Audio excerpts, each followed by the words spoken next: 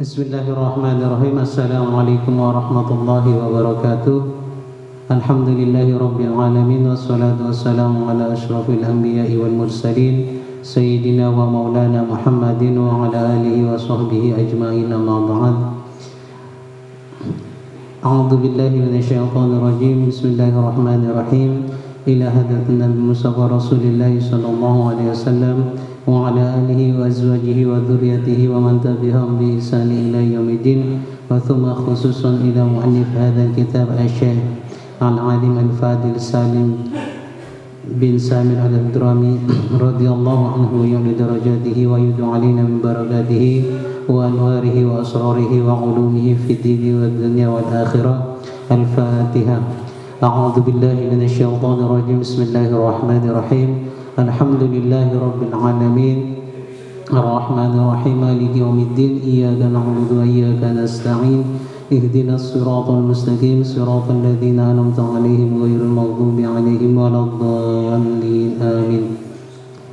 Sekarang kita akan mempelajari atau kita akan mengkaji pada bab selanjutnya dalam kitab Kasyifatuz Zajzaj. Bismillahirrahmanirrahim. Qala al-musannif rahimahullahu ta'ala wa nafa'ana bihi wa bi'ulumihi fi daraini amin. Faslun, ay hadha faslun, adapun ini ialah suatu fasal. Arkanul islami, adapun rukun-rukun Islam. Khamsatun, ialah ada 5. Jadi bab ini akan membahas tentang rukun-rukun Islam. Rukun-rukun Islam sebagaimana kita ketahui bersama itu ada 5 perkara. Yang pertama, syahadatu an la ilaha illallah, bersaksi bahwa tiada Tuhan selain Allah. Wa anna Muhammadan Rasulullah, dan kita juga bersaksi bahwasanya Nabi Muhammad sallallahu alaihi wasallam Rasulullah, ia merupakan utusan Allah Subhanahu wa ta'ala. Jadi rukun Islam yang pertama itu yang kita sering sebut dengan 2 kalimat syahadat, yaitu asyhadu an la ilaha illallah wa asyhadu anna Muhammadar Rasulullah.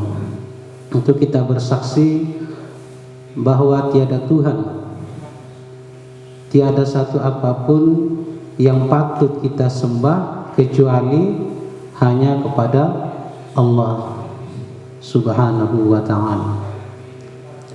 Dan Nabi Muhammad merupakan utusan Allah Subhanahu wa ta'ala.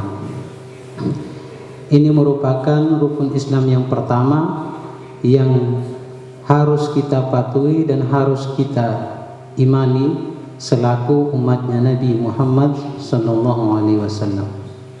Tanpa ada syahadat, seseorang itu tidak bisa dikatakan seorang muslim. Karena syarat sahnya menjadi seorang muslim itu yang pertama dia harus syahadat, mengucapkan 2 kalimat syahadat. Asyhadu an la ilaha illallah wa asyhadu anna Muhammadar Rasulullah. Wa iqamus sholati, dan yang kedua adalah menegakkan sholat. Rukun Islam yang kedua itu adalah kita melaksanakan kewajiban sholat. Jadi setelah kita melakukan pensyahadatan 2 kalimat syahadat tadi, maka kewajiban kita selaku umat Islam harus melaksanakan yang namanya ibadah sholat. Kenapa sholat itu diwajibkan kepada umatnya Nabi Muhammad SAW atau umat muslim? Karena sholat itu merupakan perintah langsung yang disampaikan oleh Allah Subhanahu wa ta'ala kepada Nabiullah Muhammad SAW melalui Isra wal Mi'raj. Dan para ulama di dalam syarah ini mengatakan as-salatu afdalul ibadah al-badaniyah adh-dhahirah.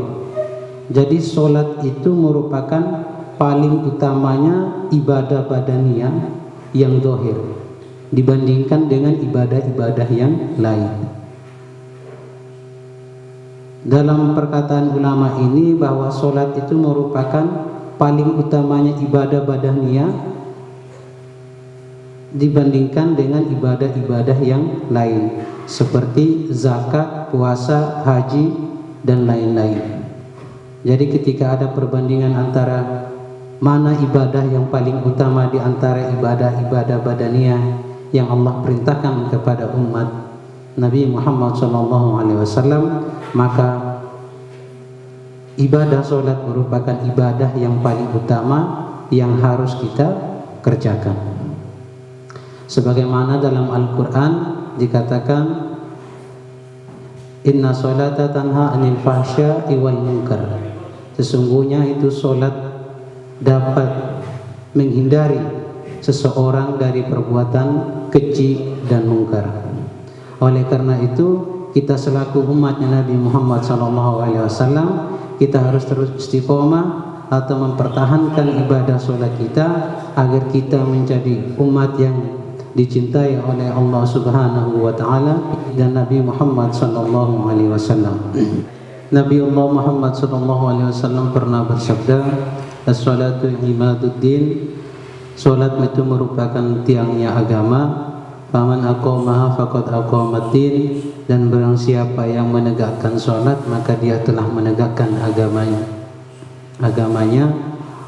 Faman tarakaha faqad hadamatin, dan barang siapa yang meninggalkan ibadah sholat sesungguhnya dia telah menghancurkan atau merobohkan agama itu sendiri. Jadi kita sebagai umat Islam harus istiqomah menjaga ibadah sholat kita agar kita menjadi umat yang dicintai oleh Nabiullah Muhammad SAW dan mendapatkan ridho dari Allah Subhanahu wa Ta'ala. Wa ita'uz zakati, dan yang ketiga dari rukun Islam yaitu menunaikan zakat. Zakat sebagaimana kita ketahui bersama, zakat itu ada dua. Yang pertama ada zakatul fitrah atau zakat fitrah. Yang kedua ada zakatul mal, yaitu zakat mal. Kalau zakatul fitrah itu atau zakat fitrah itu kewajiban yang kita harus lakukan ketika sudah masuk pada bulan suci Ramadan. Jadi zakat fitrah itu khusus dikeluarkan ketika sudah masuk bulan suci Ramadan. Sedangkan zakatul mal itu merupakan zakat yang wajib dikeluarkan ketika syarat zakatnya itu sudah terpenuhi. Zakatul mal itu syaratnya itu yang pertama haul, yaitu harta benda yang kita miliki sudah mencapai 1 tahun. Yang kedua itu ada nisab. Nisab itu merupakan takaran yang sesuai dengan harta benda yang kita miliki. Contoh seumpamanya kalau kita punya harta emas, emas itu ketika berada di kita sudah mencapai 1 tahun, terus nisabnya itu sudah mencapai, kalau takarannya itu sudah mencapai 85 gram, maka itu sudah wajib zakat. Jadi kewajiban zakatul mal itu syaratnya cuma ada 2, yaitu ketika sudah sampai 1 tahun, dan yang kedua itu sudah mencapai nisabnya. Wa shaumu ramadhana, dan yang keempat dari rukun Islam itu adalah berpuasa pada bulan suci Ramadan. Berpuasa pada bulan suci Ramadan. Puasa itu merupakan ibadah yang dapat mengantarkan kita untuk terus mendekatkan diri kepada Allah Subhanahu wa Ta'ala dan memberikan pelajaran kepada kita bagaimana kita hidup agar tidak terlalu mementingkan kehidupan pribadi kita, tapi lebih mementingkan kehidupan sosial kita. Yaitu dengan cara kita ketika puasa diajarkan bagaimana kita merasakan kelaparan sebagaimana orang-orang yang di luar yang merasakan kelaparan, dan juga kita diajarkan bagaimana kita bisa saling berbagi satu sama lain. Wahijul baiti, dan yang kelima dari rukun Islam itu adalah naik haji. Man, siapa orang, istata'a yang mampu, siapa man, ilaihi ke baitullah, apanya sabilan, jalannya. Jadi rukun Islam yang terakhir ini adalah kita diwajibkan untuk menunaikan ibadah haji dengan syarat istata'a, yaitu kita mampu melaksanakan ibadah haji. Kata mampu di sini adalah kita mampu dari segi jasmani kita, fisik kita, kesehatan kita, dan juga kita mampu dalam finansial atau materi, yaitu uang untuk kita gunakan sebagai bekal untuk ibadah haji. Ini merupakan 5 rukun Islam yang perlu kita sama-sama wajib untuk kita laksanakan sebagai umatnya Nabi Muhammad sallallahu alaihi wasallam. Mungkin